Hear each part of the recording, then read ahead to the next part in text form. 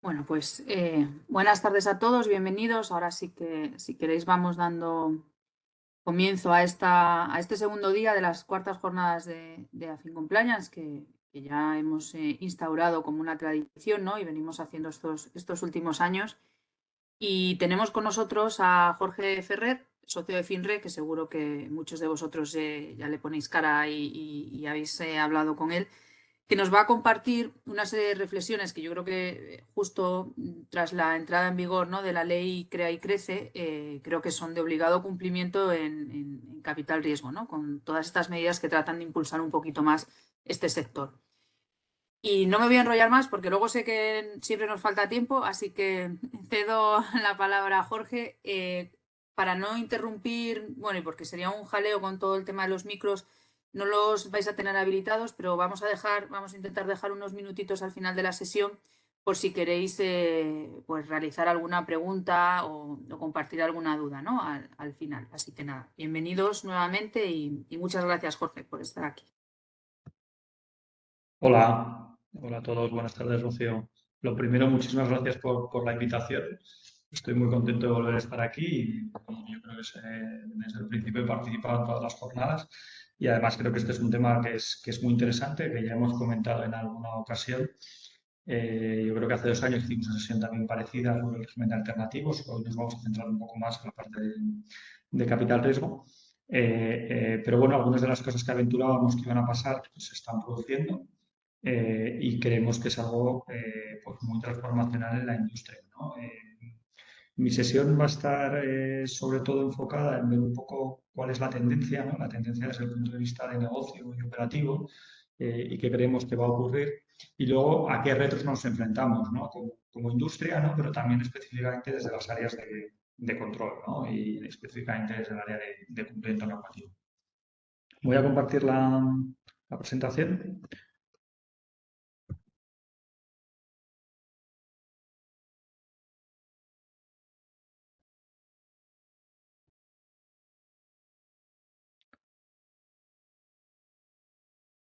Entiendo que ya la veis todos correctamente. Se ve bien, Jorge, se ve. Perfecto. Oye, pues como ya hemos dado unos minutos de cortesía, como decía Rocío, si os parece, empezamos, ¿no? Eh, Como os decía al inicio, ¿no? Yo creo que bueno, pues esta es una cuestión de rabiosa actualidad. Es cierto que los cambios de la ley pues han ido viniendo más lento de lo que esperábamos, ¿no? Pero es una tendencia que vemos en toda Europa, ¿no? La introducción y la inversión en vehículos alternativos, específicamente en capital riesgo.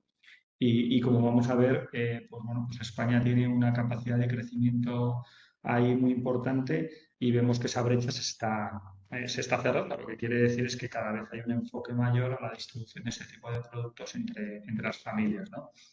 Como os decía en la presentación, lo primero es oye, hablar un poco del dimensionamiento de la industria española y de lo que está ocurriendo y de lo que creemos que va a ocurrir. Y luego repasar brevemente cuáles son las tipologías de los vehículos, ¿no?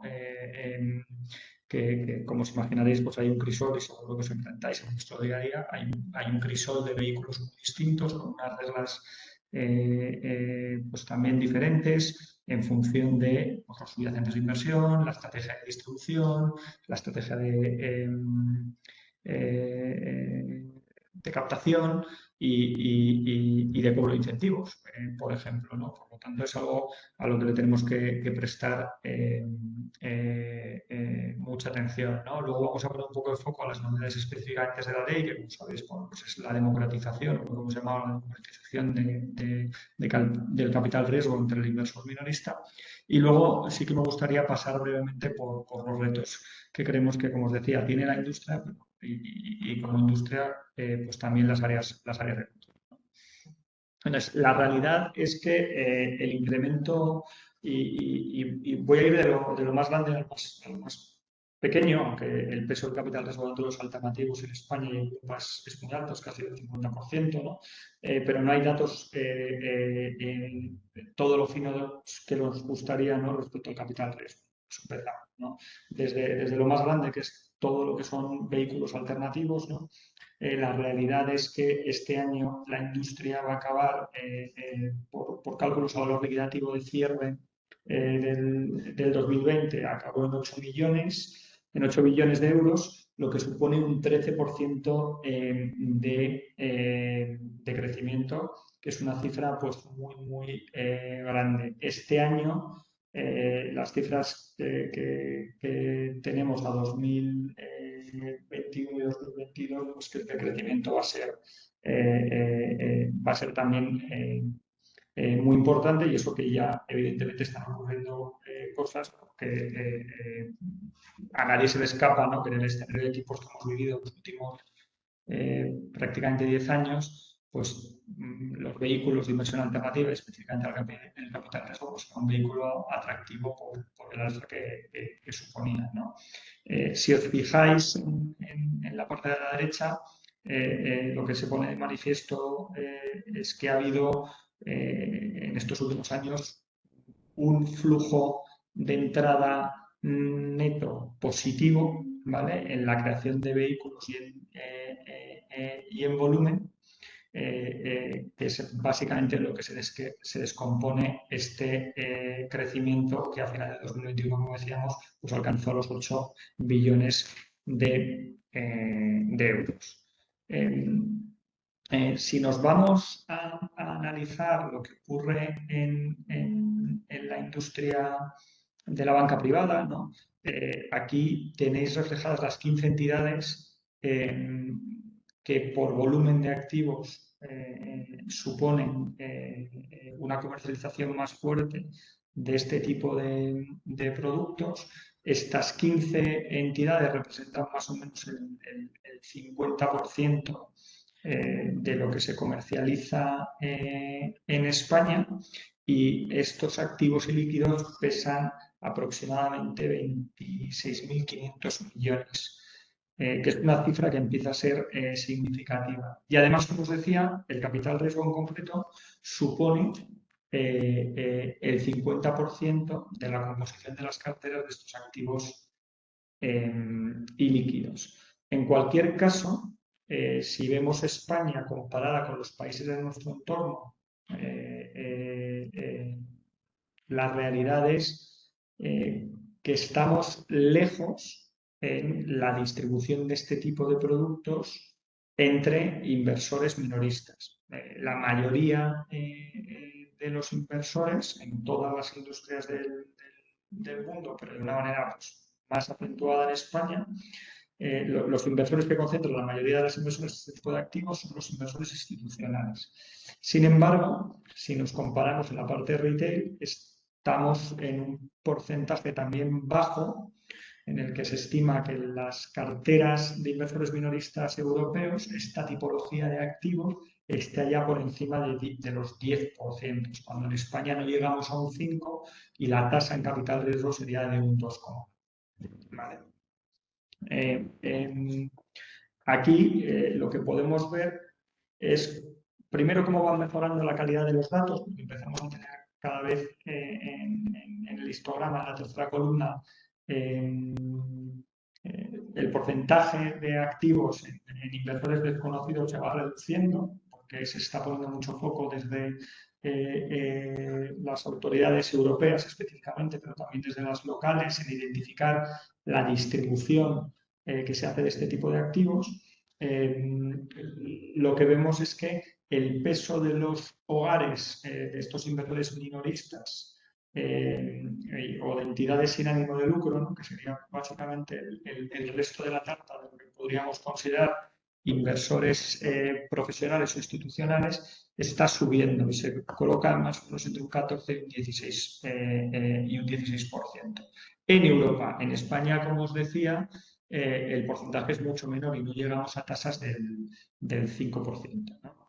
Esta reflexión lo único que quiere poner encima de la mesa es pues un crecimiento constante en este tipo de activo, una gran oportunidad para la industria y el mercado, específicamente el mercado español, y acompañado de las reformas que vamos a ver más adelante,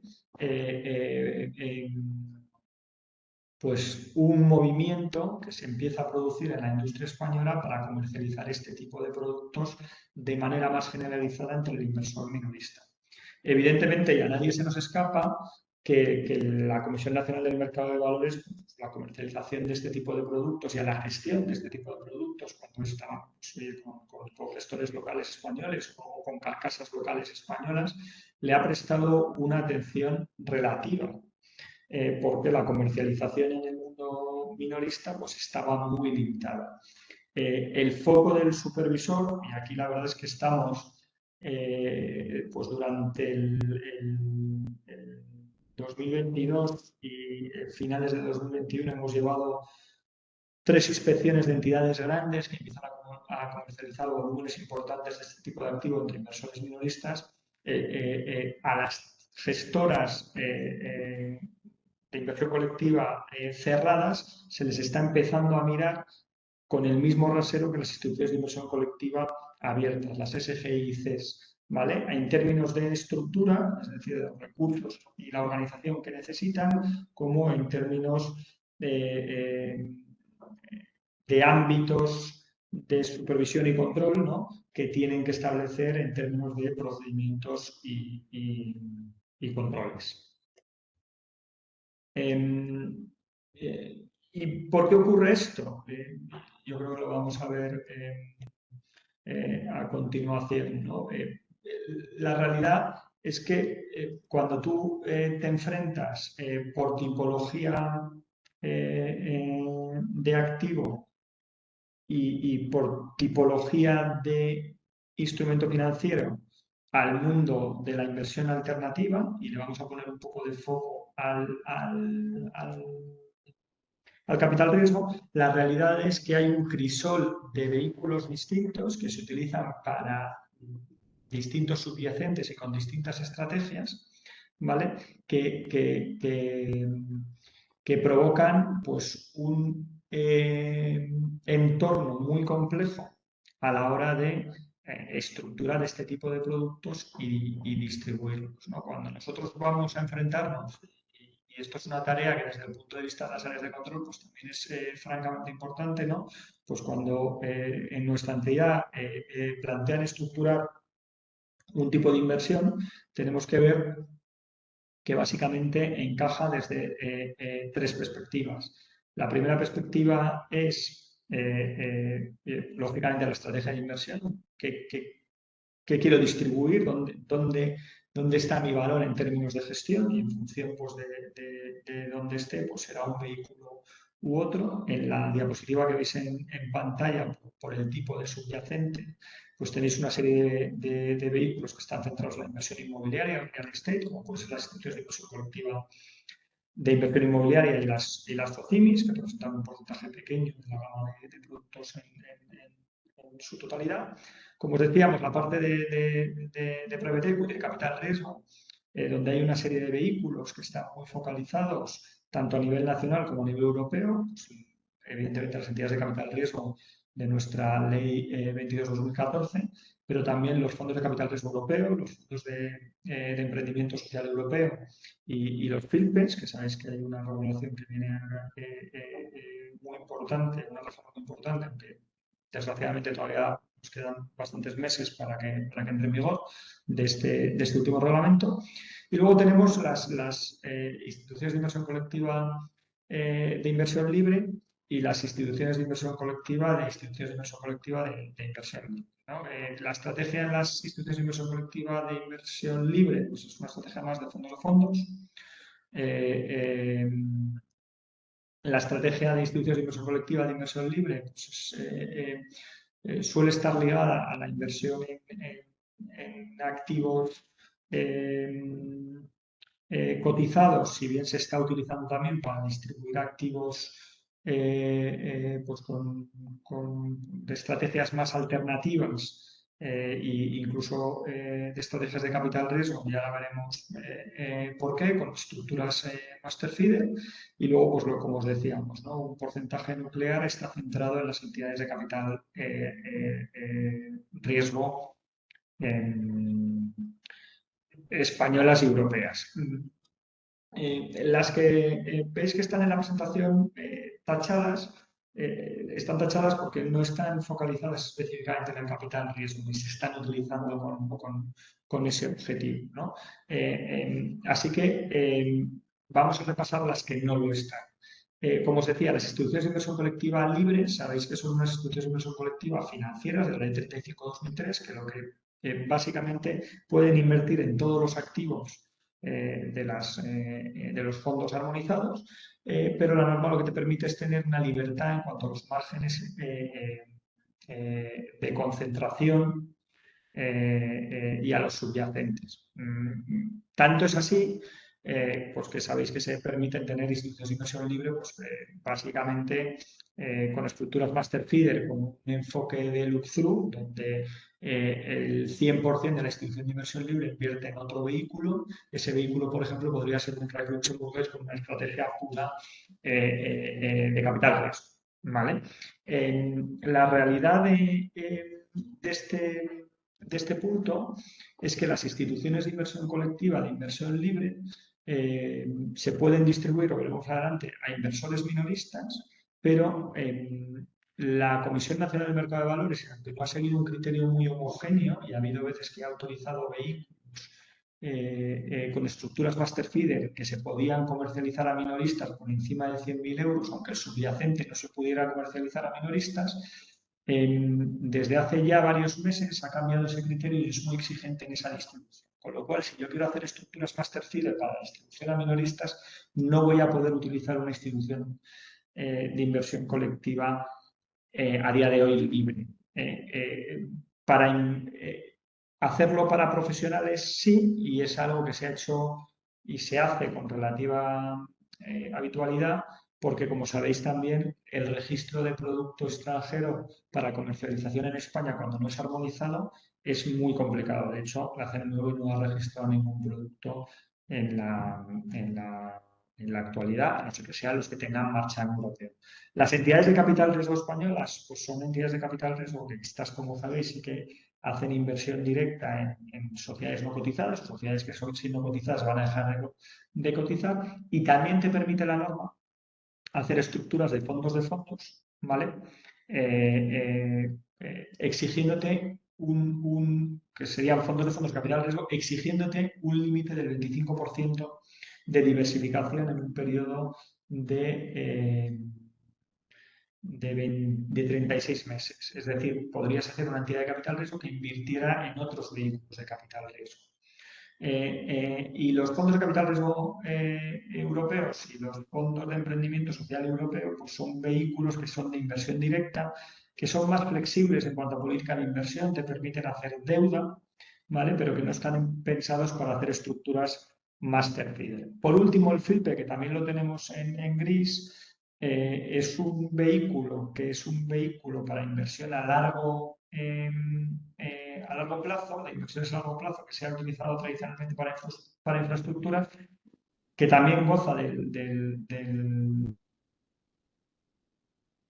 como sabéis, pues tiene ventajas en términos de beneficiarse del pasaporte y poder levantar capitales para estos fondos y hacer captación, por tanto, de clientes en su inversión en toda la Unión Europea, pero que en concreto el FIPE pues, ha tenido muy poco éxito. Ha tenido muy poco éxito porque la estructura, la estrategia de inversión de este vehículo está muy acotada en la normativa actual y por eso se ha propuesto una reforma. Lo más atractivo de esta reforma, aparte de que reduce los límites de inversión directa en bienes raíces y flexibiliza el régimen de diversificación por producto, lo que hace es, sobre todo, permitir una nueva figura que es la del master feeder del CILPE. Y este, como sabéis, y veremos más adelante, sí que se puede distribuir a minoristas a día de hoy bajo modelos asesorados sobre unos importes, a futuro simplemente bajo asesoramiento con carácter general. Con lo cual es un vehículo que creemos que va a utilizarse mucho más en el futuro. Es cierto que en España además tiene otra problemática, que es que no está incluido en el anexo del impuesto, salvo en el País Vasco. Con lo cual, la realidad es que aunque claramente es un fallo de técnica legislativa y es algo que se puede subsanar, como no está reconocido en el epígrafe de la ley del impuesto de sociedades en la actualidad, pues ahora mismo solo lo podrías lanzar si lanzaras un FIPE en España, pues con seguridad jurídica en un régimen del 1% desde el punto de vista fiscal, solo lo podrías hacer en territorio foral. ¿Vale? Las instituciones de inversión colectiva de inversión inmobiliaria y las SOCIMIs están pensadas, como sabéis, para subyacente inmobiliario, y las entidades de inversión colectiva cerradas, que es un instrumento que utilizó nuestro legislador, siguiendo un poco la técnica legislativa de la Directiva de Alternativos, lo que hizo fue hacer un cajón desastre para el resto de vehículos, ¿no? Este resto de vehículos pues tienen la gran ventaja que te permiten hacer prácticamente lo que quieras en cuanto a la política de inversión y además siguen teniendo el marchamo de un regulador europeo como es la Comisión Nacional de Mercado de Valores, pero desgraciadamente no tienen una tributación asimilable al resto de vehículos, que como una sociedad de capital ordinaria. Por lo tanto, pues aunque se podrían utilizar para capital riesgo, la realidad es que han tenido muy poca penetración y se utilizan específicamente para algunas inversiones en fotovoltaico en su mayoría. Si vamos un pelín más adelante, y no os quiero aburrir repasando los productos, ¿no? Pero lo que tratamos de hacer en esta diapositiva es resumir pues este enjambre, ¿no? de distintos vehículos para dirigirnos a distintos públicos con distintos límites de inversión, con distintos números de partícipes y con distintas reglas de comercialización, ¿no? A la derecha de todo lo que tenéis son los vehículos. Hemos puesto el ejemplo de los vehículos extranjeros por antonomasia, probablemente el RAIF es el más llamativo. Y la primera reflexión que hay que hacer aquí es que en España hay un arbitraje regulatorio de los pocos que tenemos a favor de la industria española, pero que no deja de ser un arbitraje que pues, como hay en otros ámbitos, no tiene mucho sentido desde el punto de vista técnico. Es decir, yo podría, con los mismos gestores, con la misma estrategia de distribución, con la misma política de inversión, hacer un vehículo en España que fuera un FCR y un vehículo en Luxemburgo que fuese un RAIF luxemburgués o una SICAV luxemburguesa, por citar otra, y ninguno de esos dos vehículos se podrían comercializar en España menoristas, teniendo la misma estrategia de inversión, las mismas reglas en un folleto absolutamente estandarizado, una fiscalidad muy parecida y el mismo tipo gestor. Y uno lo podría distribuir y otro no. La realidad es que el mercado español es muy proteccionista y no ha permitido que vehículos extranjeros se comercialicen de manera generalizada. Sin embargo, los vehículos españoles, con ciertas limitaciones, sí. Voy a repasarlos rápidamente porque yo creo que tiene mucho interés y es probablemente una de las preguntas más recurrentes que os van a hacer en vuestros departamentos de control interno, ¿no? Es, oye, ¿cómo puedo distribuir este tipo de productos? ¿No? Que es algo que evidentemente todas las casas se preguntan a la hora de estructurar sus estrategias, ¿no? Pues las entidades de inversión colectiva cerradas solo se pueden dirigir a profesionales, por lo cual, y aparte, aunque tiene la ventaja de que pueden invertir prácticamente en lo que quieran, ¿no? La realidad es que es un vehículo que se utiliza por razones obvias por la fiscalidad y por la estrategia de distribución. Las instituciones de inversión colectiva inmobiliaria, ¿vale? No tienen ninguna limitación, son como un fondo armonizado. Es cierto que en España pues, han tenido desde la crisis de 2008 pues, muy poca representatividad y las grandes casas pues, cerraron sus vehículos de inversión inmobiliaria, pero no hay una limitación en cuanto a la distribución. Ocurre lo mismo con los hedge funds, con las instituciones de inversión colectiva de inversión colectiva libre. Lo que nos ocupa son las cajas, pensando en el capital riesgo, que empiezan a partir de aquí, ¿no? Las instituciones de inversión libre, como os decía, por hacer estas estrategias master feeder, que sí que se pueden comercializar a inversores minoristas siempre que tengan un escrito de consentimiento de riesgos con un test de conveniencia y por una inversión mínima de 100.000 euros. Si el subyacente, además, es una institución, es un vehículo de inversión que se puede distribuir en inversores minoristas, la realidad es que también se podría distribuir en España. Lo que ocurre es que normalmente estos vehículos los haces como fondos FIDER de un máster que es extranjero y que, por lo que os decía anteriormente, normalmente está dirigido solo al inversor cualificado. Sabéis que muchas de las jurisdicciones de nuestro entorno hacen una diferencia que también es llamativa. Nosotros tenemos una definición del inversor profesional muy estricta. Cuando es una persona física, sabéis que tiene que cumplir dos de tres condiciones. Una de ellas es tener una cartera de más de 500.000 euros, que es relativamente fácil de conseguir, pero hay dos más que son realmente complejas. Hacer 10 operaciones al trimestre con una media de 40 al año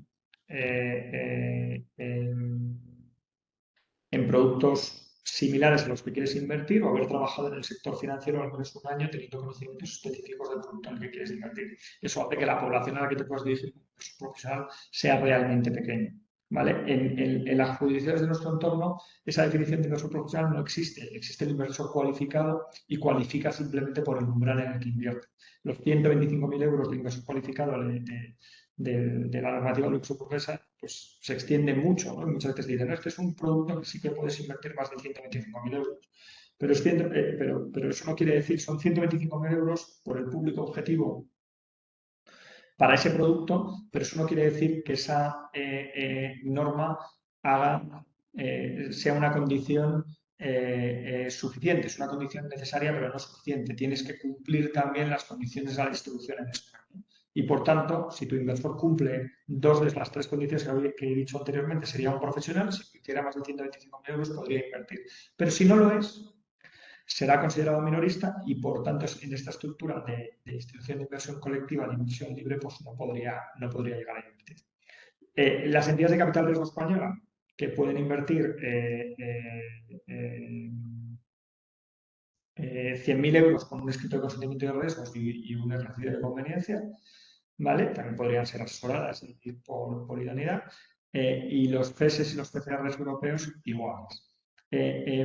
El FINPE, sin embargo, tiene una regla que es más flexible, que es la que ha copiado para las CCRs, que vemos a continuación, nuestra nueva ley, que básicamente te permite distribuir bajo un modelo asesorado, es decir, lo que se quiere dar es un nivel de cobertura de final al inversor, una protección mayor al ser un cliente asesorado, permitiendo que invierta hasta el 10% de su cartera cuando esos inversores tienen menos de 500.000 euros, ¿vale? Tickets de como mínimo 10.000 euros. Por lo tanto, un inversor que tenga una cartera de 300.000 euros, como está por debajo de 500.000 euros, lo máximo que podría invertir serían 30.000, que es el 10% de esos 300.000 euros, y el mínimo serían 10. ¿Qué es lo que ocurre y cuál es nuestra tesis? Y yo creo que cada vez es una tesis que contrastamos más por estos datos de mercado que os dábamos al inicio de la sesión y por los proyectos en los que estamos trabajando con muchas de las grandes entidades de distribución en España para poder hacer estrategias de distribución de este tipo de productos. Y aquí vuelvo a la reflexión que hacía antes. ¿Qué ocurre con este tipo de productos? Lo primero que hay que decir de este tipo de productos es que la estrechez de márgenes que ha llegado al producto líquido, a los fondos tradicionales, a los fondos armonizados, no ha llegado a los vehículos, no ha llegado a los vehículos alternativos. Y no ha llegado a los vehículos alternativos porque yo creo que tampoco ha habido un foco del supervisor en la normativa porque no había grandes estrategias de distribución, con lo que probablemente llegará. Pero a día de hoy, si tú ves las comisiones de este tipo de productos incluso en estrategias de fondos, las comisiones son comisiones muy altas, en torno a 200 puntos básicos, con unos márgenes muy atractivos. Con lo cual, lo primero que hay que decir es, pues como decíamos, ¿no? Hilando con la idea inicial, hay una gran oportunidad de crecimiento en el mercado español. El mercado español está, en comparados con la Unión Europea, por debajo de las medias. Por lo tanto, es esperable que los clientes se comporten de manera parecida a otros países de nuestro entorno y cada vez quieran tener en sus carteras más estos productos. Las entidades financieras tienen un interés, primero, por lo que os decía, porque son productos que en términos de comisiones han sufrido mucho menos que los líquidos, con lo cual son productos que son atractivos, que dejan un margen razonable. Algo que también se va a poner más el foco del supervisor. Luego, por razones de diversificación, que son realmente las razones más importantes. Queremos construir carteras diversificadas. Esta es una tipología de activo que en el largo plazo se comporta bien y que descorrelaciona de otras inversiones tradicionales, con lo cual yo creo que hay bastante consenso en la industria en que es un producto además atractivo desde el punto de vista de la gestión. Es cierto que el escenario de tipos, como decía también al principio, ha cambiado enormemente. Cuando estamos en tipos cero o casi cero, la realidad es que este tipo de productos lo que te ayudaban era, por ejemplo, pues, en vez de renta fija, a construir carteras que tuvieran alfa. Ahora yo creo que la tendencia va a ser más por esa diversificación y mirar un poco más a largo plazo, pero también es cierto que este escenario de tipos, yo creo que a nadie se le escapa, que ha habido un boom, el mercado español es un ejemplo de fondos de capital riesgo, pues también en esta estrechez de capital que se va a ir produciendo en los próximos años, pues también probablemente vaya a haber una limpia de gestores, ¿no? en el medio plazo que no puedan sobrevivir porque no puedan acceder a siguientes rondas de capital y se van a quedar los productos mejores, los gestores más fuertes, ¿no? Entonces, la suma de todas estas cosas lo que nos hace pensar es que, bueno, y una última, que es muy importante, este es un producto que se comporta muy bien como un producto gancho, es un producto atractivo, que tú le quieres, que te permite tener un discurso con el cliente, que cuando el cliente invierte está ligado al producto, pues son productos ilíquidos a periodos pues, de entre 8 y 12 años, pues, te permite tener una conversación a largo plazo con el cliente. Y además es un producto que si tú no tienes en tu paleta de productos, pues probablemente alguien lo empezará a ofrecer directamente con producto suyo o con acuerdos y productos de tercero y probablemente empiece a atacar a tu cliente con una oferta diferencial que incluya capital riesgo y le va a atacar también en los productos armonizados, ¿no? Por lo tanto, a la pregunta, ¿cómo creemos que se va a comportar la industria? Creemos que esto va a ser un activo más en las carteras de todos los clientes minoristas en el corto plazo. ¿Eso qué va a provocar? Pues que lógicamente la CNMV y los reguladores europeos, específicamente la ESMA, pues incrementen todavía más su producción normativa y el foco de supervisión en este tipo de activos. ¿Vale? Y cuando nos enfrentamos a los vehículos, bueno, pues con estas reglas que os decíamos, con la reforma que se ha producido, que lo veremos a continuación, pues con un foco más en ECRs y cuando entre en vigor la reforma del reglamento de FIPES, que esperamos que se apruebe entre Q1 y Q2 del año que viene, eso, como tiene un plazo de entrada en vigor de 12 meses, nos llevará pues, al primer semestre de 2024 para su entrada en vigor. Pero te va a permitir un vehículo muy flexible con posibilidad de hacer estructuras master file. En términos de subyacente, evidentemente la mayor parte de las estrategias que se están produciendo con estrategias de fondos, como ha pasado en la industria tradicional de fondos de inversión. La inversión directa, hay menos especialistas, es una inversión que normalmente tiene más riesgo, que te requiere un nivel de especialización mayor, con lo que las entidades de distribución española pues, están en una estrategia de distribución a través de vehículos, de fondos. Entonces tú puedes crear un fondo que invierta en otros fondos, pero los fondos de inversión directa están reservados probablemente para el inversor más institucional, o eso es lo que vemos en la industria actual y creemos que va a ser la tendencia. Por eso ponía mucho el foco al principio en las entidades de capital riesgo, en las instituciones de inversión colectiva libres españolas, para poder distribuir producto extranjero y también cuando se modifique el reglamento de FILP.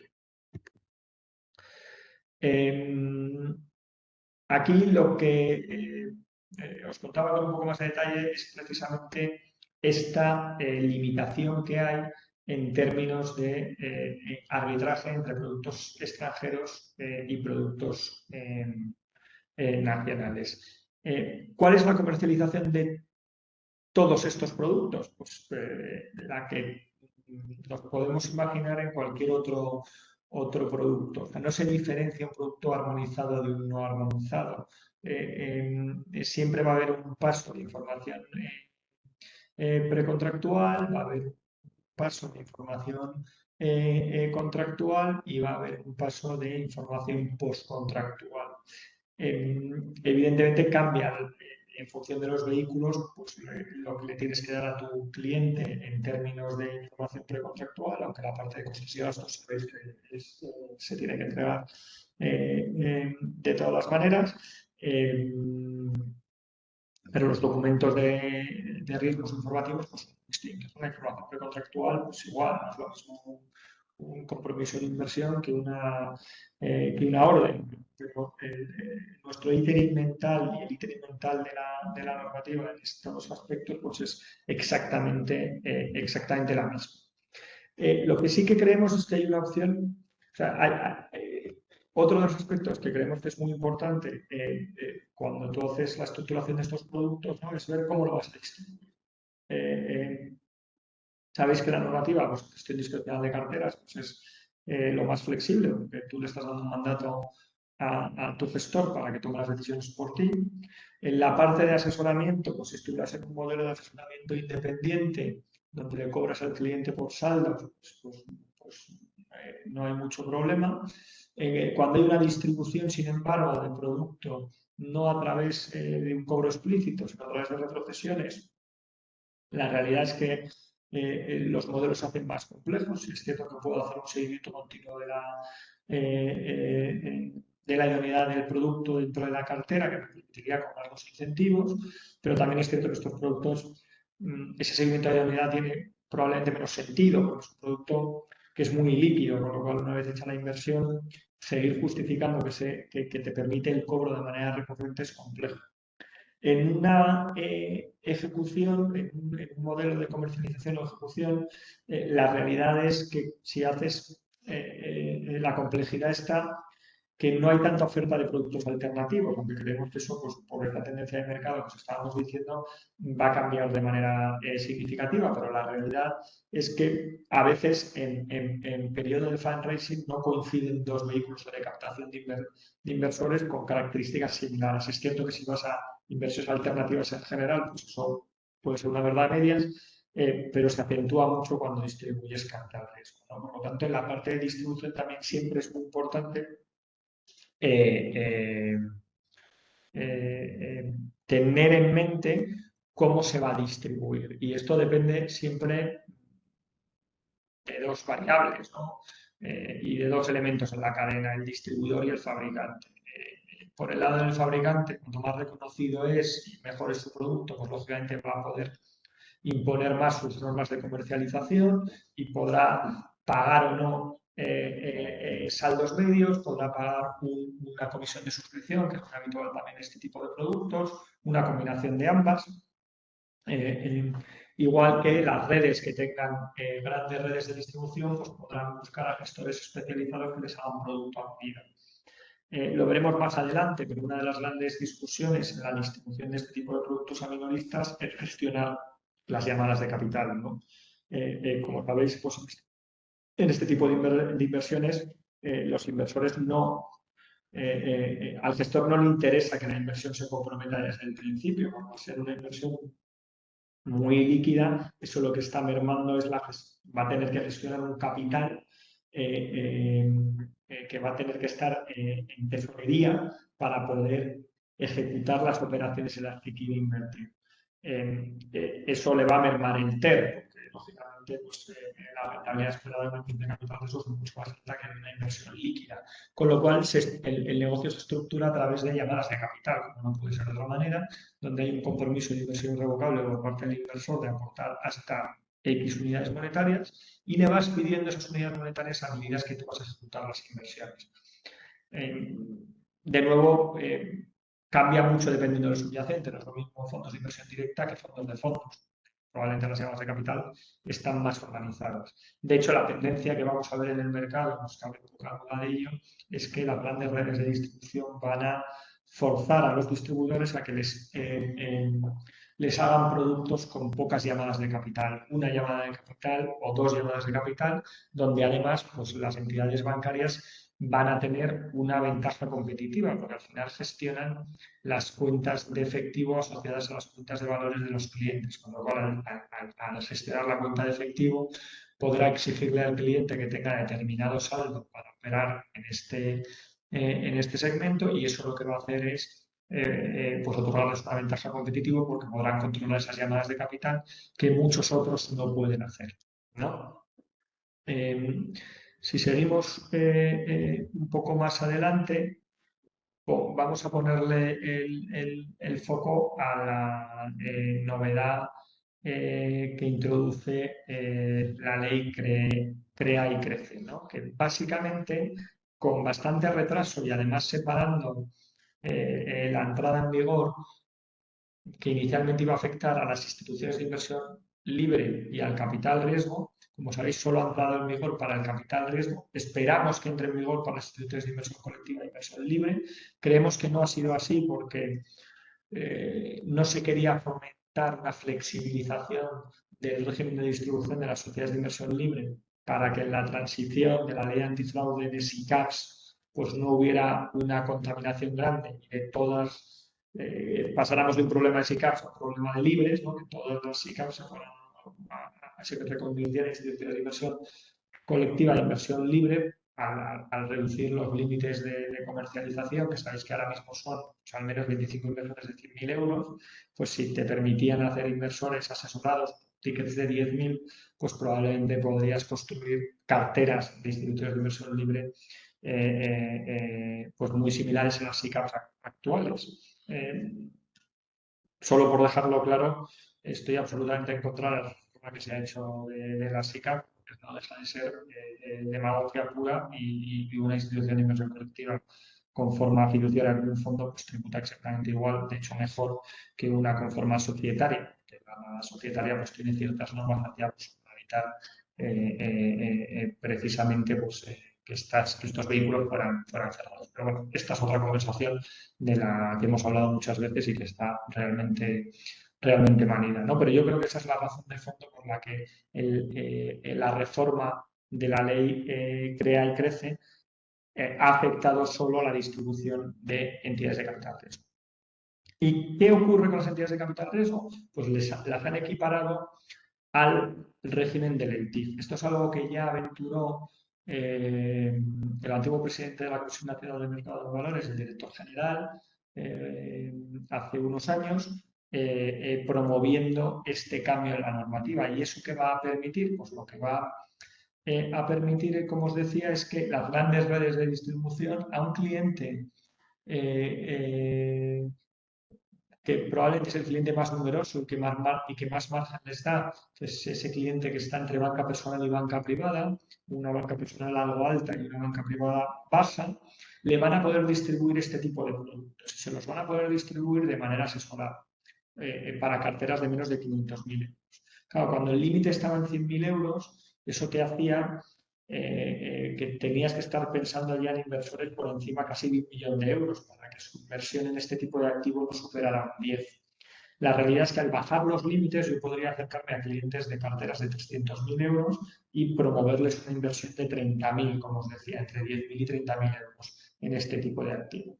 Lo tengo que hacer bajo un modelo asesorado, lo cual, como sabéis, pues es un modelo que operativamente es más costoso porque pues, oye, los pasos del puro proceso regulatorio pues son desde emisión de una recomendación, recopilación de la orden, verificación que la orden está alineada con la recomendación, caducidad de la recomendación, registro de órdenes, de recomendaciones, registro de recomendaciones y de órdenes aceptadas, de recomendaciones no aceptadas,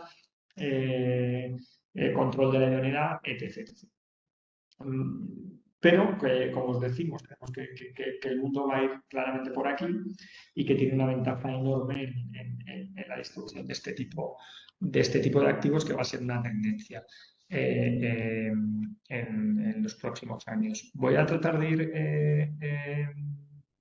rápido para dejar un tiempo a las preguntas, aunque sea 5 minutos, ¿no? Y voy a pasar directamente eh, a los retos. En esta parte de la presentación tenéis algunos ejemplos de estas alianzas que os decíamos entre grandes distribuidores y casas de gestión para poder empaquetar productos y distribuirlos de una manera más masiva. Creemos que esto es una tendencia que, como os decimos, pues, se viene produciendo en los últimos 3 o 4 años y que se va a seguir produciendo e incrementando a futuro. ¿Y cuáles son los retos? Pues evidentemente desde el punto de vista de riesgos inherentes a los productos no tiene nada que ver con un producto UCITS sin producto alternativo. Hay un riesgo de crédito que puede ser similar, pero en cuanto a riesgos de liquidez, de mercado, de valoración, de reembolso, de apalancamiento, pues los productos lógicamente alternativos son productos que son mucho más exigentes y por tanto, pues de nuevo va a haber este foco del regulador. ¿Cuáles son los retos a los que nos enfrentamos desde las unidades de la industria en general? Lo que pasa es que esto siempre es una perspectiva, no es una moneda que tiene dos caras. Uno es lo que yo quiero hacer desde el punto de vista de negocio, cómo lo monto desde el punto de vista operativo y cómo lo controlo, ¿no? Pues, el primer reto es de estructuración, es elegir muy bien el producto en función de, como os decía, 3 variables fundamentales. ¿En qué quiero invertir? ¿Qué fiscalidad tiene? Pues como sabéis, pues las entidades de capital riesgo españolas pues tienen una ventaja porque te permiten una deducción importante por los activos computables en patrimonio, lo que lo hace muy atractivo para determinados segmentos de la población y hay una distribución alta en determinadas bancas privadas. Si además esto haces bajar los umbrales, pues es algo que se va a promocionar mucho más, ¿no? Entonces, oye, pues lo que decíamos, ¿en qué quiero invertir? Con las tipologías de activos que veíamos, qué fiscalidad tienen los vehículos, con estas ventajas que pueden tener, por ejemplo, las ventajas que os ponía de las entidades de capital riesgo española frente a otros vehículos de capital riesgo, y luego cómo lo voy a distribuir, ¿vale? Entonces, el primer reto es, alguien me propone estructurar algo y tengo que ver si todo esto encaja, ¿no? Luego hay un reto puro organizativo y de control en la distribución. ¿Cómo monto mi proceso de distribución? ¿Y qué le exijo al cliente? ¿Qué documentación le doy? Esta documentación es el ITERIN es el mismo, como os decíamos, de información precontractual, contractual y postcontractual, pero ¿qué le tengo que dar y cómo mi proceso documental se tiene que adaptar por tipología de activo? El siguiente punto es cómo voy a cobrar, ¿vale? Si soy gestor, pues estará muy claro que voy a cobrar pues una comisión de gestión que dependiendo que si voy a modelos explícitos o no explícitos de distribución, pues tendré que utilizar para pagar esa distribución en vía de retrocesión o no, y podré ir abocado a tener modelos de clases de acciones, pues como ya ocurre en los líquidos, ¿no? Y si soy el distribuidor, tengo que tener muy claro si le voy a cobrar de manera explícita al cliente o si voy a cobrar a un tercero. Y si voy a cobrar a un tercero, ver muy bien cómo lo estructuro, porque no es, como os decía, ese seguimiento continuado que exige la normativa para que la mejora de la calidad del servicio también sea continuada, probablemente en asesoramiento es difícil de verificar y a lo mejor debo poner cuestiones adicionales de mejora de la calidad. También es cierto que, como os decía, si voy a comparables del mercado para ofrecer una alta gama en el sector de la distribución, primero, probablemente mi producto, aunque sea producto de terceros, encapsulado en mi misma carcasa, pues, se va a ver empeorado porque voy a tener que poner en competencia, pero es que además no hay tantos productos en competencia, sobre todo si pasamos a vehículo de capital riesgo específicamente. No hay tantos vehículos con la misma estrategia de inversión en periodo de levantamiento de capital a la vez. En alternativos hay más oferta, pero en capital riesgo no. Otro de los puntos que os anticipaba que creemos que es absolutamente clave son las llamadas de capital. ¿Cómo voy a gestionar esas llamadas de capital de los clientes? ¿Voy a conseguir que me hagan productos y llamadas de capital? O si hay llamadas de capital, ¿cómo voy a asegurarme de que el cliente tiene el dinero conmigo? Lo voy a tener en una cuenta corriente, se lo voy a poner en un monetario, voy a permitir que no sea así, voy a asumir yo el riesgo. Y también la simplicidad operativa. Esto se puede hacer utilizando otros vehículos, haciendo estructuras master feeder, utilizando cuentas ómnibus, que nuestra interpretación es que la normativa española, que sabéis que la normativa, la ley 35/2003, aplica supletoriamente sobre la ley 22/2014, se podría aplicar y el mundo en el que nosotros nos imaginamos, creemos que se va a producir, es un mundo de distribución del capital riesgo, con presión en las comisiones de capital riesgo, pero muy parecido a la forma de distribución al nacional. Al nacional, desgraciadamente las cuentas de Unión Española funcionan muy mal, al internacional, ¿no? Un modelo de distribución con cuentas ómnibus. Pero eso me va a provocar que tenga que tener el dinero de los clientes, porque en la cuenta ómnibus el partícipe, como sabéis, es el distribuidor, que es el que tiene que tener el compromiso. Entonces, articular todo eso es un reto desde el punto de vista pues, de negocio, organizativo y de control. Y por último, todo lo que tiene que ver con la gestión del reporting. Hablaba de las novedades antes. Pues, como os decía, tenemos la parte del nuevo reglamento de FinPay, tenemos la ley, aparte de la ley Crea y Crece, se va a aprobar probablemente en los próximos días, ya está en el Senado, la ley de emprendimiento, que va a permitir específicamente a los gestores del carry una exención del 50%, a los gestores de capital riesgo una exención del 50% del carry para que, aunque tributa como renta del trabajo, pues tenga esa exención y sea mucho más competitivo y esté en el entorno de las jurisdicciones pues que están alrededor de la española. Y luego tenemos una propuesta de modificación de la directiva de alternativos de IFMD, que como sabéis, pues, por ejemplo, la distribución, la precomercialización es algo que entró en vigor en España modificando la directiva IFMD hace poco, pero quedan algunos otros aspectos que son muy importantes que nos permitirán bueno, pues tener un mercado en la parte de alternativos y específicamente el capital de riesgo pues mucho más moderno. Se está hablando de, como siempre, la reforma para el pasaporte de custodio, que sabéis que estos productos cuando se distribuyen en minoristas necesitan un custodio y eso encarece mucho las estructuras. Esto probablemente haría que esos precios bajaran. Probablemente se van a acabar las limitaciones de que las sociedades gestoras, las de líquidos y las de líquidos, no puedan hacer actividades accesorias, ¿no? Ese arbitraje que hay frente a las empresas y servicios de inversión. Tampoco va a ser obligatorio hacer gestión discrecional de carteras para hacer asesoramiento, con lo cual vamos a poder realmente tener un menú a la carta. Y a esto venía, pues se van a mejorar y se van a endurecer también todo lo que tiene que ver con la gestión del reporting, tanto al regulador como a los clientes. Va a haber un reporting cada vez más exigente, ¿no? Pues este es otro de los grandes retos, que veíamos, ¿no? Y poco más. He ido probablemente un poco rápido al final, pero no quería dejar de repasar todos los puntos que nos parecían importantes, ¿no? Y nada, espero que en este breve plazo de tiempo, pues oye, haya tenido la oportunidad de dar un poco la visión que tenemos desde FinRex sobre esta industria, el foco que le va a poner el regulador y pues, las herramientas que tenemos que entre todos ir poniendo en marcha para que sea un éxito asegurado como ha sido la distribución de productos organizados. Muchas gracias, Jorge. Yo creo que sí, que queda claro, ¿no? Esta visión Y nada, vamos a aprovechar, mira que teníamos también alguna pregunta ya en el chat. Nos preguntaba Pablo González si se puede invertir a través de alguna de estas estructuras en mercados de derivados regulados o bien solo están reservadas para invertir en empresas no cotizadas. Depende del tipo de vehículo, por eso decimos que hay un crisol de vehículos, ¿no?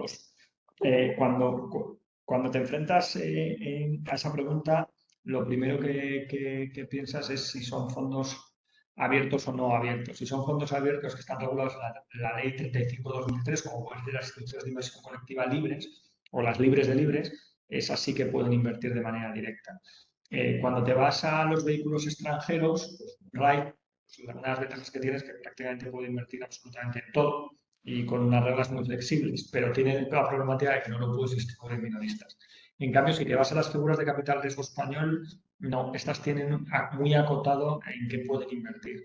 Las españolas, como las entidades de capital riesgo españolas, sean FCR o SCRs, como las europeas, el Fondo de Capital Riesgo Europeo, el PESE o el FILPE, no pueden tener esas estrategias, no pueden invertir en ese tipo de activo.